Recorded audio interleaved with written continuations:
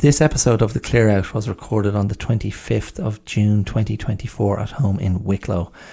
And in it, I discuss the Natasha O'Brien case, the situation where a young Irish woman was viciously attacked in the street by a man a couple of years ago, and her case just came before the court, and the young man was given a suspended sentence.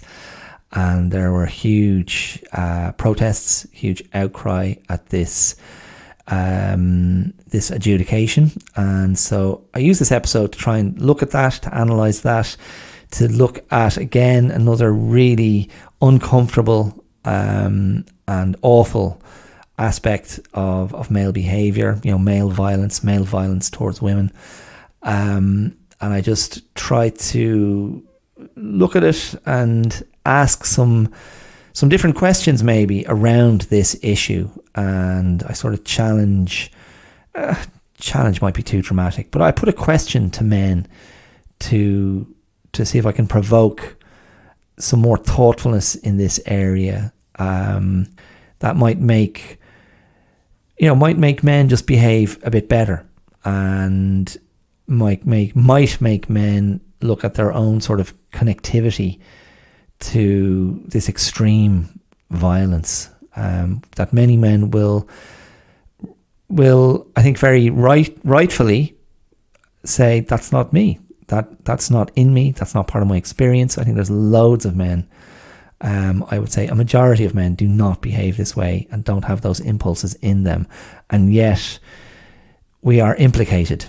And so I try to look at that as well, and sort of reach out to women too, who feel endlessly victimised and uncared for in this area, and particularly in this area of physical assault, sexual assault, and the underwhelming sentences that happen in the legal system afterwards, here in Ireland particularly. So that's what's coming up. I hope it sounds like it's something you might want to get your teeth into with me. I do my best to treat this very serious subject with consideration and thoughtfulness, and as always, put my hands up when I don't know what I'm talking about. Okay, so that's what's coming up. I hope you will enjoy it. I'll see you around the corner. Cheers. Not gonna change my mind, leaving the dream behind, keep my moji inside. Hi, my name is Dara Clear, and you're listening to The Clear Out. You're very welcome. Thank you for joining me. Thank you for tuning into this weekly attempt at thoughtfulness, at constructive, authentic wellness, at an attempt at exploring what it is to survive with wellness as a thing to be worked and lived through and thought about and placed centrally, or as the main reference point to everything that we try to do. That's what this is, and often I use myself as the guinea pig in this longitudinal study, and sometimes I'm bouncing off other things that are going on, and that's going to be the case. That's going to be the case in today's episode. So I hope you can stay with this and hear what I have to say, and bounce it off your own thoughts, your own responses. See if it adds to your own consideration of things, because that really is the offer here, on a weekly basis. I try not to be didactic or dogmatic, prescriptive. I'm really just putting my own thing out there, and I always try to examine my own positions, my own thoughts, my own reactions. I try to understand them, I try to contextualize them, and I try to put my hand up when I simply don't have an answer, or if I'm uncertain, and I put my hand up when there's just a knowledge deficit, because I mean, what's the point? What's the point in saying stuff if you actually don't know what you're talking about? So I try to speak from lived experience, or speak about other things that are factual and out there in the world, and see where that leads me. That's the general stepping off point. So I hope you're all right. I hope you're well. I hope if you were listening last week, I hope you've had a good week wherever you are. Late June here in Ireland, and an amazing thing happened. We had a couple of days of sunshine. We had a couple of warm sunny days in the last week. Very welcome, and always a little bit disconcerting. It's like, really? Is it our turn to get some sunshine? Anyway, things are back to normal-ish today, very overcast. I was in the sea swimming earlier, and a very strong current. I was trying to do backstroke, and the current just kept spinning me around. So I'd be facing completely the wrong direction to the one I wanted to go in. So I had to abandon backstroke. My backstroke must just simply not be very strong, and just went with overarm. So great. Well done, me. Going backwards doesn't work. Is that the moral? Is that the takeaway? Going backwards, my friend, it doesn't work. Or you think you're going backwards, but you actually end up what? You end up facing the wrong way. So if you end up facing the wrong way, going backwards, that's a double negative. So I end up facing the right way, except no longer able to travel backwards. Okay, whatever. So listen, unfortunately, I have to talk about something really not nice again today. Last week I was talking about racism in Ireland after Radisha Adeleke, the brilliant Dublin athlete who happens to be black, got terrible online abuse, racist abuse after her brilliant performances at the European Championships, and I just felt I want to talk about this. And I did, and that was fine. And now it's only a week later, and I want to talk about male violence against women, because there was a high-profile court case at the weekend which saw a young man being given a suspended sentence after he beat unconscious a young woman in the street 2 years ago. And basically the story is it was a young woman. Her name is Natasha O'Brien. She's from Limerick, down in the sort of south, central west of Ireland, I suppose. And she was going home from work, and there was a man on the street shouting homophobic slurs, and she decided she'd take it upon herself to tell him to stop. And he just turned on her and grabbed her by the hair and punched her unconscious. Broke her nose, gave her a concussion, left her with swelling. Her female friend, was helpless to stop him, and he only stopped when a passerby, a man, intervened to pull him off, and he went off. And he subsequently boasted about it on social media. So I think at the time he was 20 and she was 22. And he happens to be in the Irish Army, so a member of the Irish Defence Forces. And at the weekend, the male judge gave him a suspended sentence of 3 years, and told him he had to pay damages to Natasha O'Brien of €3,000. And he commended the young man, it seemed, for admitting to the crime and coming forward. But he only came forward after he'd denied any involvement, or I think he'd accused Natasha O'Brien of instigating the incident, but CCTV footage showed that wasn't the case, and it was only when he was presented with the CCTV footage that he said, yeah, I did do that. So, I mean, did he really come forward? He had no choice. And the other thing the judge said to Natasha O'Brien was, well, if I send him to jail, that could ruin his career in the army. And he has an exemplary record in the army.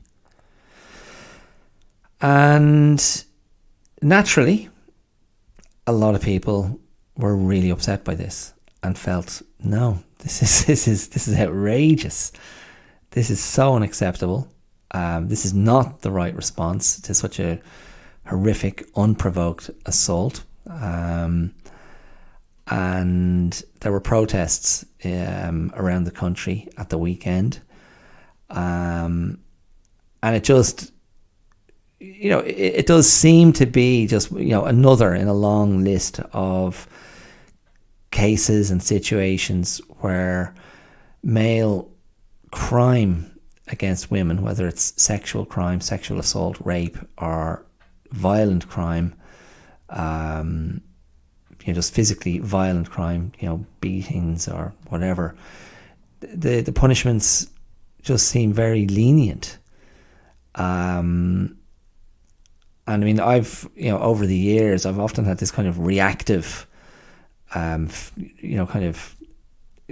frame to these sentencings when I think maybe this male judge, and this is extreme, and I'm not trying to say this has merit, but I'm just saying it's a reaction I have.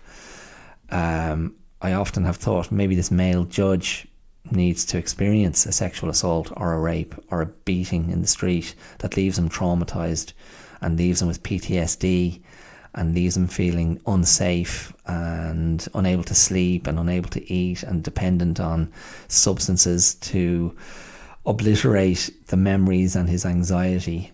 And then maybe the judge might have empathy for the victim. Now, I'm sure the law is not meant to have empathy. I'm sure the law is meant to be dispassionate. But there's something really wrong, isn't there? There's something wrong. Like, this is, bad after bad. Like, the assault in itself was just horrific. And, it had completely, I wasn't aware of it when it happened. I'm not sure if it made the news. I mean, it happened only 5 months after the murder of the Irish school teacher, Aisling Murphy, in January of 2022, when she was out for a run in the town where she was teaching, and she was attacked and killed out for an evening run. And this is 5 months later. This attack happened on the street, in public view of everyone, and. I did a whole episode on sort of responding to the outcry and the kind of condemnation of men at large in the wake of the Aisling Murphy murder, and I was trying to sort of bring a bit more nuance and context to that debate. And in a way, I have a similar instinct again this time. And this is in no way a defence of the assailant, this young man who, as I said, is in the army, and as Natasha O'Brien has commented, the victim, and as many people have commented, he's in the army. So his job is to protect Irish citizens. His job is to protect the Irish nation, Irish shores, and to represent Ireland in an upright manner in the military. Now, apparently there's an internal military investigation, an Irish Defence Forces investigation into his conduct. But I don't know where to begin. I mean, I come back to what this idea of judges saving the careers of young men who have done terrible things to women. I can think of a case in the States from a few years ago where some young sports star raped a girl behind like a... I don't know if the details of this right, but he raped a girl who was sort of almost unconscious behind like a dumpster, a rubbish skip. And then when the case came before the judge, again, it was this thing of, oh, he has a great record and a great future ahead of him. I don't want to ruin it before it's begun. And it's, again, you find yourself going, what the hell is the story here?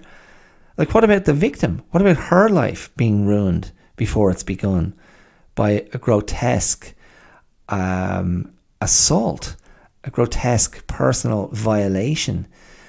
I mean, I know you can kind of draw the camera out and go, this is just,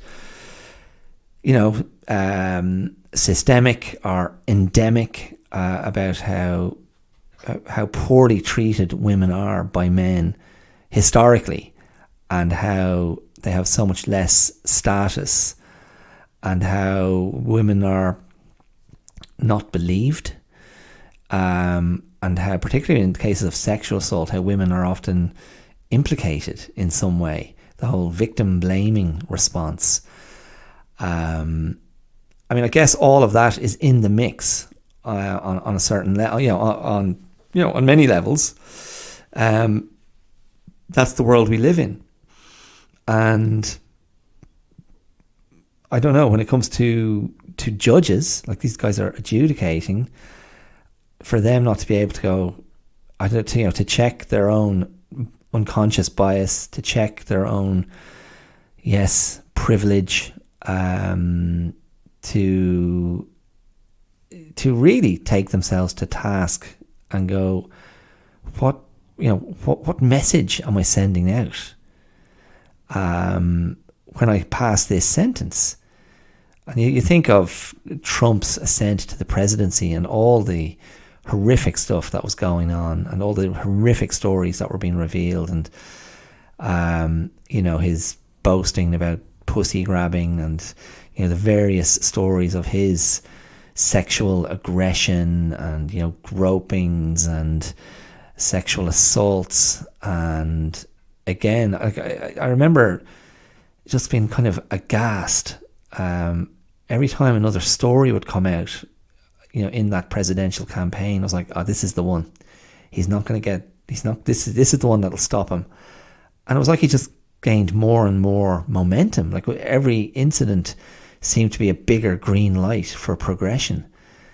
And like, what do you make of that? Like, how do you respond to that? You go, what the hell is wrong with people?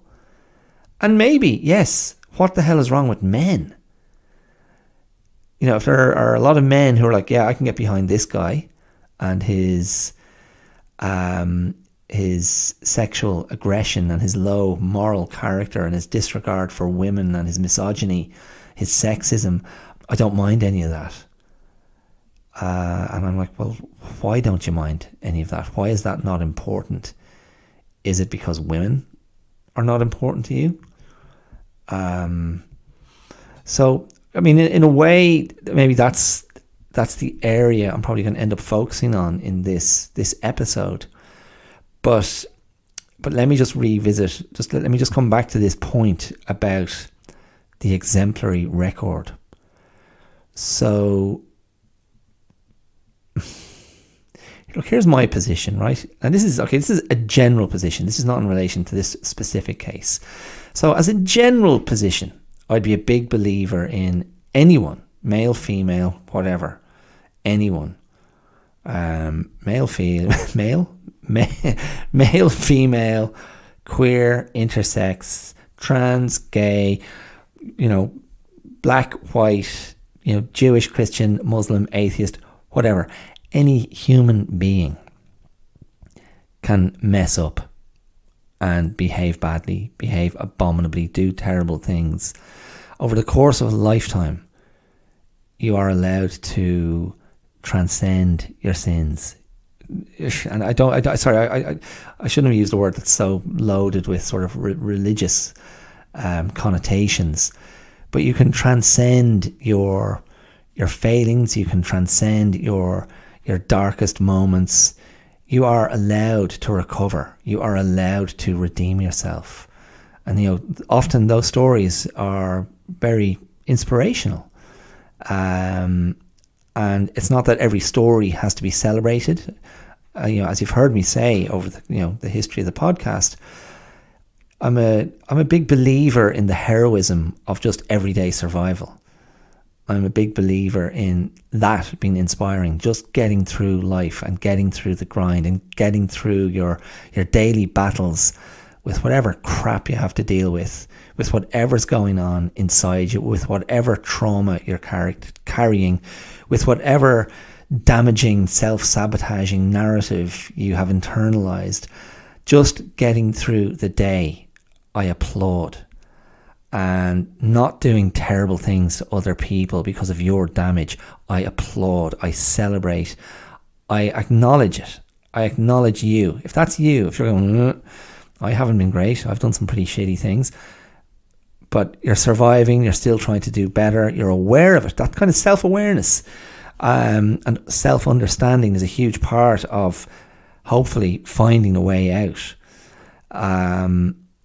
And I think, everyone has stuff going on. Everybody. And many people have pasts that they're not proud of. Many people look back and go, whoa, that wasn't a good time in my life, and I didn't behave very well, and I hurt people.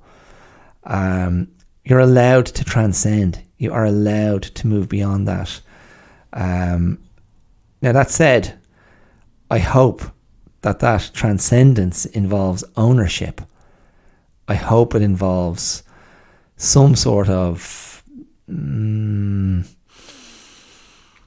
due compensation or payment. I don't mean financially, but, spiritually, morally, with some sort of righteousness to it. That's my idealism. Like, that kicks in there.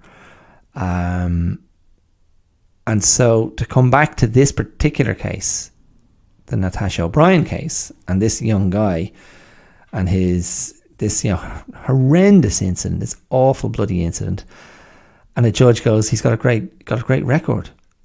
He's got an exemplary record. I'm like, no, he actually doesn't, because this is on his record. This is part of his record now. And therefore he needs to be punished. And a 3-year suspended sentence is not a punishment. I think getting kicked out of the army, because how can I'm very curious to see what the army does. How can the army stand by him, really? Like, how can the army stand by him in this case? How can you justify having this guy in the army? Is this someone you can rely on in your team? Like, is this someone that other men in his unit respect? Is this guy going to be promoted into leadership positions? And then someone say, oh yeah, do you know him? Yeah, he beat a woman unconscious in the street when he was 20. Got away with it. No stress. I question the value of that outcome. And certainly in any of the media coverage that I've come across, now I haven't done a very deep dive on this, I have no sense of remorse. I have no sense of him being sorry. And I read, now in fairness, it was a tabloid journalist door knocked this guy's house and spoke to the father, and the father just seemed to be completely deflecting the son's culpability and was just blaming the media for making things worse. And it wasn't a very good impression of the father.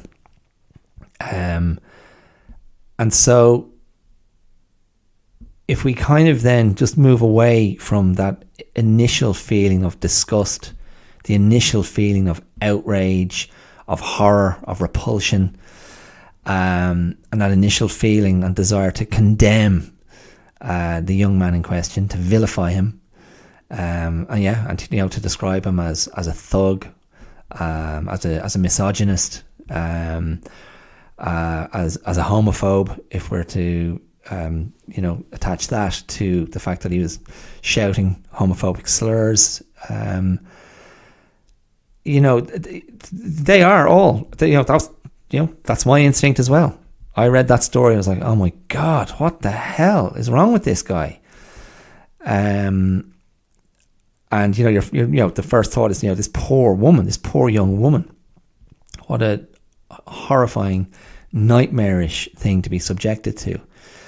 And she's been very impressive in her public appearances and been very outspoken and been very critical of the judgment, and that takes courage. It takes courage to stand out in public, and as she said herself, to kind of go, to admit that if she sees someone of that guy's stature, his approximate look, she goes, oh, is this him? And to get that tremor of apprehension, of fear, of dread, of panic, perhaps, that takes courage to stand out and go, this is wrong. This is messed up. And similarly to the Aisling Murphy murder, it's triggering a huge national conversation about men, about violence, about our legal system, and what men and violent men are allowed to get away with, are insufficiently punished for doing. And I think that's all very relevant. It's all right. It's all healthy. But I also want to go, what's the context? Like, what's the context? I'm curious about, and again, there is no part of me that is not condemning this guy, condemning this attack. And I think he should be punished. I think a suspended sentence is a joke. I completely reject the judges, I need to save his career position. I'm like, no, stop. Because, I think there's this thing that we do. There's this lie that we tell ourselves.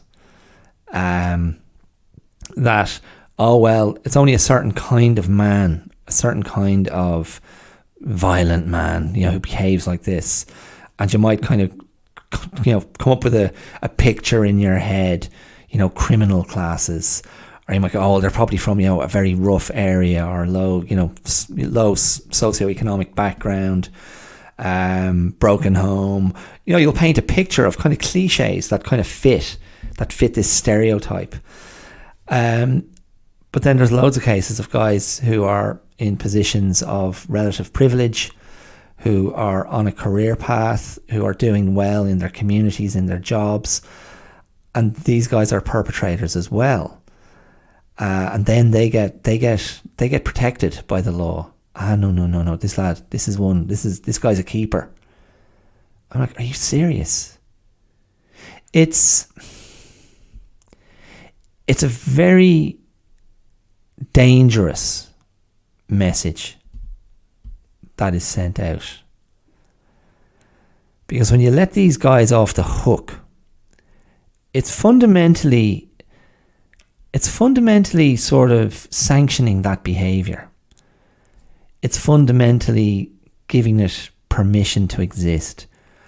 And it's also fundamentally kind of normalising it within a larger kind of spectrum or a larger frame of, understandable male behaviour. So men on an otherwise normal trajectory in life might have a blip where they beat a woman unconscious, or they might have a blip where they rape a woman behind a dumpster when she's, passed out. But that's all it is. It's just a blip. Otherwise, these are really well-adjusted, good guys who are going to contribute some good things to our society. And that message is so dangerous and so... I don't know what other word to use. Like it's so wrong. Because what it does is, on a level, what that does is it gives a picture to everybody, to men and to women, that all men have this in them. And because all men have it in them as a natural part of their makeup, we need to accommodate it, and we need to forgive it quickly and let them carry on. And I really resent that, because I think it's untrue. I don't think it's in all men at all. And in my life, all the men that I've have some sort of personal connection to, like, at least 1, 2, 3 degrees of connection. I'm 50 now. And I've been in very different scenarios with very different kinds of men in very different contexts. I can only think of one man I know that was physically violent with his female partner. From my dad's generation, not from my generation. I don't know any of my male friends who've raised their hands to women. And maybe very few of my male friends have raised their hands to other men either. I mean, you've heard me say this before. You've heard me make this case. That I've certainly been blessed with, or I've been attracted to, male friendships based on decency, based on honesty, authenticity, based on emotional openness, based on emotional eloquence, based on sincerity, based on love, family men, working men, artists, businessmen, men who are really into sport, men who are involved in their communities, good people. And when the legal system paints this picture, as I say, it does sort of normalize extreme behaviour. It normalizes it, or if it doesn't normalize it, it kind of trivializes it. And it's a double whammy. It trivializes abhorrent behaviour in men, and it also trivializes the extreme suffering of women. So it's a double insult, because it insults men who don't carry this in them, who deal with their shit in ways that doesn't involve battering women or raping women. And of course, it's a horrendous insult to women to go, do you know what? In the eyes of the law, your suffering doesn't count. You being battered unconscious doesn't count. You being raped doesn't count. And how could you not be sick of it? How could you not be sick of it? As a man and as a woman. I know women are sick of it, of course. And where all this brings me, in a way, is, again, I suppose there's a couple of phases to this. But I've been kind of thinking about the guy who did this, and I'm going, what's his story? What's his context? What produced those urges in him? What produced that violence in him? Now you can kind of go, oh well, he's in the army. He's probably got a lot of testosterone. He's probably working on his body. He's probably working on his aggression. He's probably, programming himself and being programmed by the army to be an efficient fighter, potential killing machine. And, let's not kid ourselves. The Irish Army isn't the US Marines. The Irish Army doesn't find itself, as far as I know, it doesn't find itself in conflict hotspots around the world. Largely, the Irish Army's deployment has been as a peacekeeping force, often with the working for the UN. And I have an old friend who was in the US Marines, and he always gave me the impression that Irish guys were quite highly regarded, Irish soldiers, because they were kind of cool-headed, they were experienced, and they were kind of good, disciplined, good disciplined military presence to have around to kind of keep things calm. And the Irish Army, as far as I know, does have, is it the Rangers, which is like, that would be their elite unit.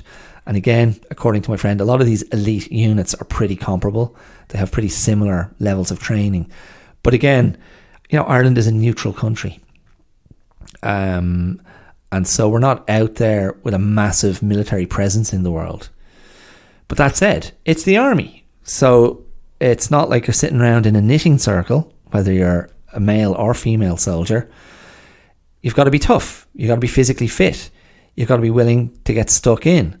Now, I don't want to attribute this guy's violence to army training. My suspicion is that he had this predisposition in him already. And maybe, I don't know.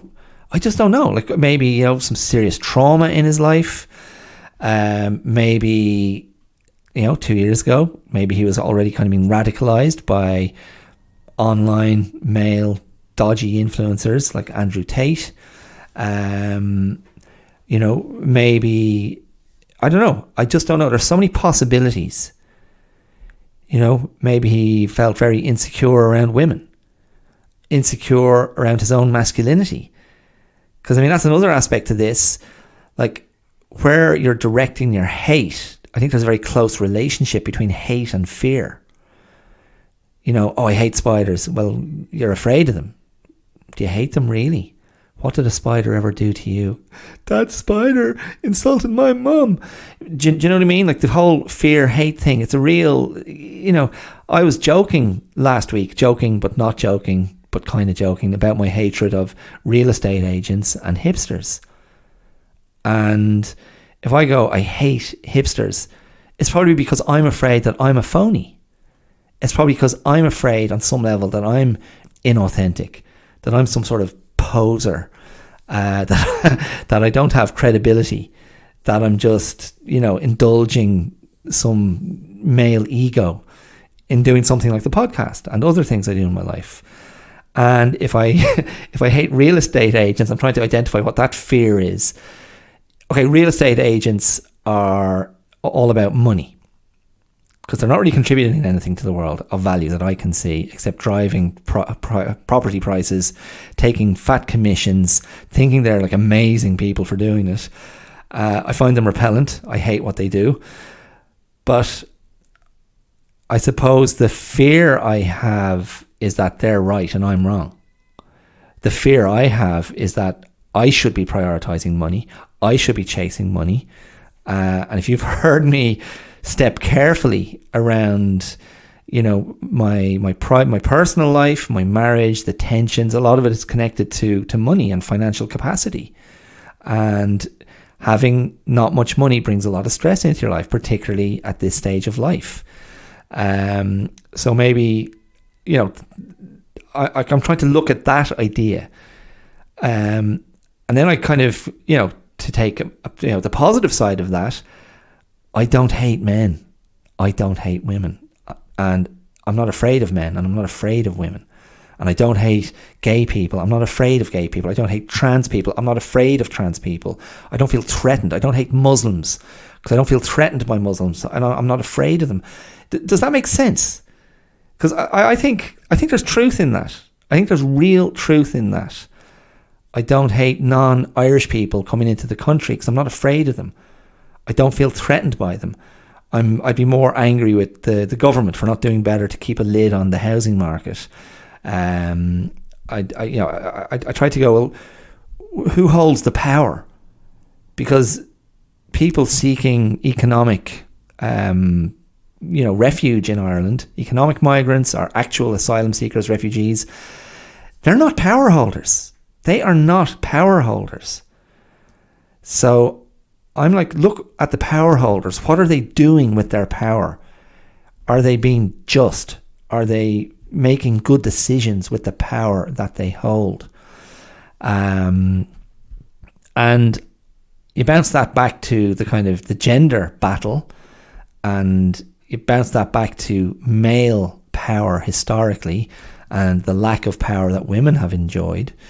And then you ask that same question I just asked: are the power holders, making good decisions with their power?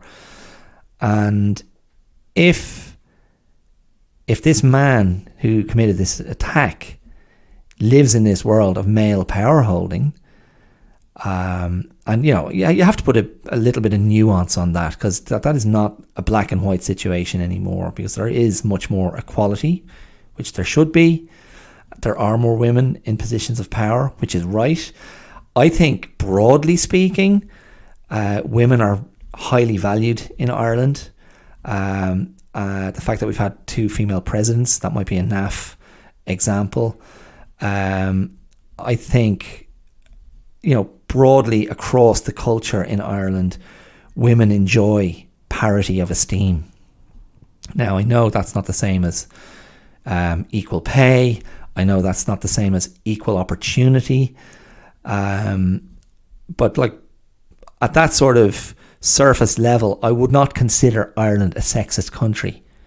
Now, that said, you just have to go and do a little bit of digging, and you will find plenty of instances of sexual assault, of rape, of domestic violence, of violence against women. I don't think this is an Irish problem. I think this exists everywhere. And you're always going to have these instances of violence against those who are in a weaker position, less able to defend themselves, marginalised in some way. But part of the problem is, and this is kind of where I was largely kind of driving towards with this episode, is, part of the problem is care. It's care, isn't it? So more men need to care about how other men behave, I think. More men need to care about women. More men need to care, if we're going to go with a generic idea of the straight man being the aggressor towards more marginalised iterations of masculinity and towards women, more men need to care about gay people, trans people. More men need to care about anyone who falls under the LGBTQTI plus umbrella, care about non-nationals. And it's, there's a difference between caring. It's not that everyone has to suddenly be flag waving or a bleeding heart or become vocationally dedicated to the cause of everyone who's having, a tough time within their demographic. It's just, I think if you think about these things and you start to articulate them and you start to live by them, that creates culture change, because you start to feel more grounded in that reality. And that gives something off that other people pick up. So what you're putting down, other people pick up. And, I don't know.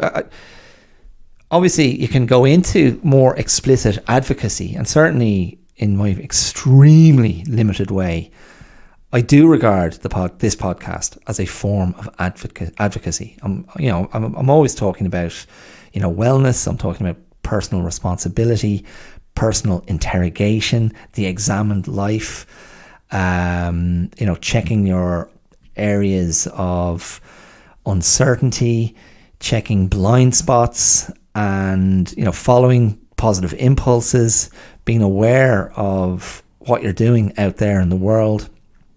And that does require care. It requires care. It requires a certain amount of conscientiousness, a certain amount of mindfulness, a certain amount of consideration.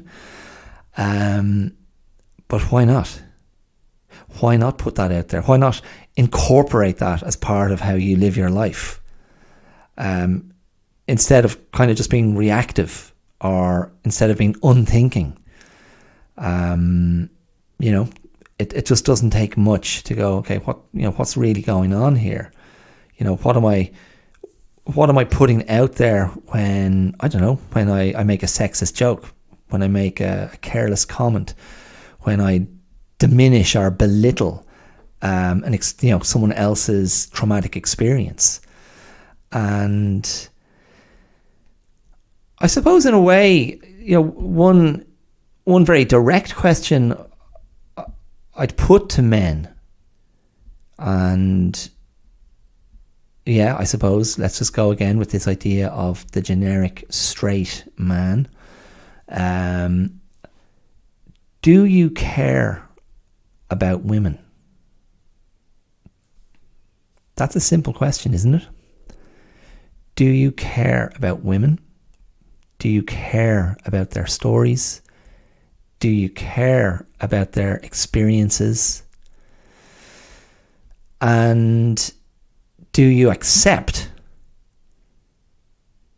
that you are a part of those stories and those experiences? Do you accept that you are a part of how women experience the world?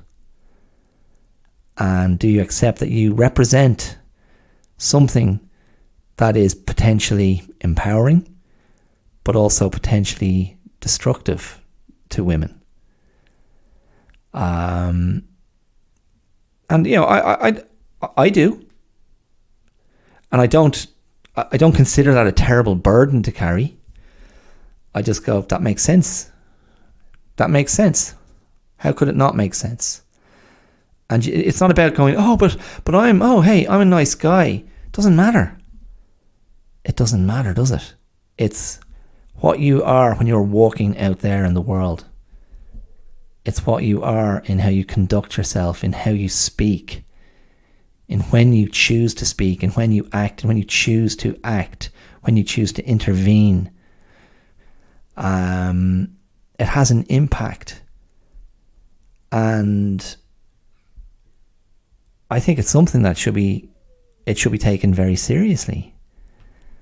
And this is interesting. It's interesting to talk about this because obviously very recently I only finished a 5-part series on masculinity. And I talk about the need for the emotional lives of men to be valued and cherished and upheld as something of huge importance. And I talk about male vulnerability, and I talk about men feeling uncared for. But these things can coexist. You can be a man who feels uncared for. You can be a man who feels like your internal life isn't valued and still represent these other things: power, strength, status, danger, to those who don't enjoy what you enjoy. So I think that's a question that's worth asking. I think it's a question that's worth examining. Do you care about women? Do you care about gay people? Do you care about trans people? Do you care about black people? Do you care about whoever? Do you care about people who aren't you and don't look like you and don't sound like you? Because they're living in your world too, and you're living in their world too. So how do you think about sharing space in the world? Does that threaten you? I don't know. It doesn't threaten me. I'm like, we're all just trying to get along. And I don't mean get along with each other, because often we're not trying to get along, but we're trying to get along with our lives. We're trying to just live our lives and look after the people close to us and experience, love, and experience some form of success, some form of validation, some form of fulfillment. and we're trying to do it in a way that doesn't involve shitting on other people. I think most of us are trying to live our lives that way. Because that's reasonable and sensible and I think instinctive. And yet these terrible things happen. These terrible versions of manhood exist. And it is a problem. You can't pretend it's not a problem. It is a problem. And the guy who committed this crime, this attack, he shouldn't be rewarded for his actions, which is like, that's what's happened. So this is a failure. It's a failure. It's a moral failure. And it fails men just as much as it fails women. You know, and it's a failing of either that judge individually, or it's a failure of the legal system. And I don't know what the answer is. But I do think having conversations like this one, even though it's just me talking, I think conversations like this are a small part of the solution. I think public advocacy is part of the solution. I think men talking to other men is part of the solution. I think women's suffering and women's victimhood in these individual cases, the sentencings need to reflect the seriousness of those experiences. They need to reflect the seriousness of the trauma that's been inflicted. And if the legal system minimizes women's suffering, or if you've been a victim of gay bashing or trans bashing, if these crimes are minimized, it is a grotesque moral failure, because it's saying your pain doesn't matter in the eyes of the law. Your pain doesn't matter. And if these guys who commit these crimes are just given a little slap on the wrist, that is a moral failure. We're not helping anybody with that sort of stuff. So yeah, I don't know. Look, I don't think I have anything else to say on this, because it's upsetting stuff, and it's so many things are sort of indicted just looking at that single case. But my thoughts are with Natasha O'Brien, her suffering. My thoughts are with other women that this has happened to. But my thoughts are also with this guy, this perpetrator. I'm like, what is in your head? What is in your heart? What is in your being that let you do this?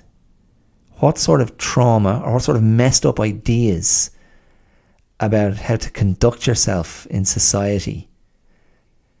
Because Natasha O'Brien was the unlucky victim, but I think that could have been anybody that night. That could have been whoever he was shouting gay slurs at. That could have been, a man that he attacked. It just happened to be this brave young woman who stood up to this aggressive man in the street and said, "Will you stop saying that?" And she paid a terrible price. So I don't know. I was having a conversation with a friend the other day, and we were having a general discussion around this, and she was saying that there is a line of thought that men have just got away for centuries without engaging with their own emotional lives, without doing the work on themselves, without going deep into themselves to excavate, to go to the depths of their darkness and re-emerge as more rounded, thoughtful, functional men. And her argument was like, this is a very valid line of thought. And, for some people that kind of talk is a bit wishy-washy, or, can just sound a bit sort of spiritual, or I don't know. I think it's really, really valid. And as much as I'm a man who likes to talk, you're telling me. And I'm blessed to have male friends in my life who are able to talk and interested in being open and honest. I keep coming across things that reaffirm this idea that men do not talk, that men are emotionally repressed, that men don't cry. I mean, these are some of the things I addressed in my series on masculinity. So, I recognise that I'm operating within a very particular frame of reference, just because of the friendships that I've cultivated, because of the men that I've been attracted to in my friendships over my lifetime, and I haven't gravitated towards other types of men. So that is what it is. I'm not trying to. I'm never sitting here saying my version, my reality is the reality. It's merely my experience. It may be, I always feel compelled to kind of stick up for men, because of the amount of positive experiences I've had of masculinity in my life. Not perfect, but positive. Because who is perfect, But yeah, I mean that idea of men needing to engage themselves in a very deep, and maybe a very deep spiritual level. I mean, this was the function of of traditional rites of passage. The function of putting young men in particular through grueling rituals and rites of passage so they could emerge into manhood and earn the respect of the clan, the tribe, the community, the village, whatever it might be. And that doesn't exist anymore. And strange perversions of rituals have taken their place. Like, how drunk can you get? Or how many girls can you sleep with? Or how many lads can you fight? Or how fast can you drive your car? Or I don't know what. And they are shadow experiences. They're all expressions of negative, harmful, destructive masculinity. And these are things that have become ritualized. So, and this is, you see, this is what happens, men's retreats exist, and, it's not often younger men you see at men's retreats. It's usually middle-aged to older men who go on men's retreats and, build, sweat lodges or wrestle or, get into sort of shamanic circles and chant, meditate, whatever it might be.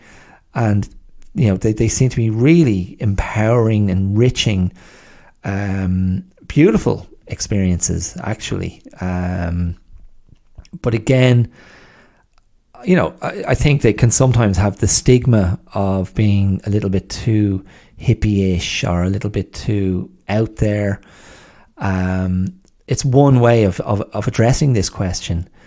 But, for those rituals to come back, it requires older men to reintroduce them. And it requires them to be valued, to be normalized, and it also requires male intervention when the shadow stuff, the dark side, is being indulged too much.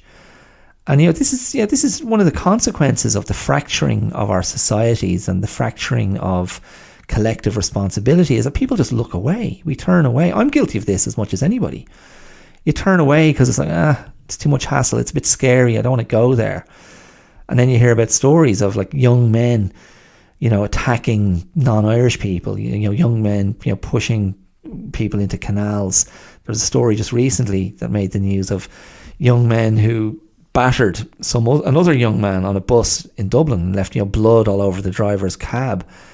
I remember at the start of last year when I was rehearsing the play with Broken Talkers, seeing a gang of young men in one of Dublin's most popular kind of tourist areas, and they're just kind of marauding around looking for trouble, and they found trouble. They got in a fight with a couple of older guys who looked like they were tourists, and there was this like intense spike of aggressive energy in the air, that kind of adrenaline rush you get when you go like, oh man, and that kind of sickening feeling. And punches were exchanged, and the young guys, they're sort of, you can see them, they're sort of reveling in it, but also kind of scared, but also slightly animalistic. It's just like that's again another ritual. Let's go into the city centre and attack some tourists. Like, what? We've got to do better. Like something, I don't know how this happens. I know from my experience of martial arts, like martial arts has that, and it's, boxing clubs would have this, MMA would have this. These are often very good environments to train in, just in terms of being put through rigorous physical paces to face your fears in controlled fighting environments. That does a huge amount for men, and for women as well, because they can be scary places to step into and to become comfortable with aggression. As I say, I would say controlled aggression in healthy, healthy functional clubs where the culture is right. But these are places, places of martial arts, places of combat sports. They often are places of salvation, and that's only one model, but that is a very effective model for a lot of people. So I don't know. Anyway, look, that's just a coda to this whole conversation. But I just wanted to try and speak on that in some way constructively. I hope that's how it came across. I'm sure I've omitted, areas of the conversation, or there are, maybe some really obvious things I haven't touched on. That's not intentional, I can assure you. But yeah, as always, you can reach out. You can send me some comments, some love on social media. You can email me at theclearoutlive@gmail.com. You can suggest topics for conversation. You can challenge me, push back on this, go, no, I think you're wrong. I welcome it, because if you comment, it tells me that you listened, and that's validation. So don't, I'm not sitting here pretending like I don't need you. I do need you. I need your ears. I need your engagement. I value it. Anyway, that's it. Until next time. The Clear Out is on YouTube. You can get social media stuff on Facebook and Instagram at the Clear Out podcast. And if you really think you like what I'm doing here, you can support me. You can support me at patreon.com/the Clear Out. And for the price of a sandwich, or 10 bags of sherbet dip dabs, you could support me with that, your hard-earned cash for my hard work here once a week. Okay, thank you so much for listening. I hope this contributed something positive to your week, to your day, and I will be back next week with something else. Okay, mind yourselves, stay safe, all the best, bye.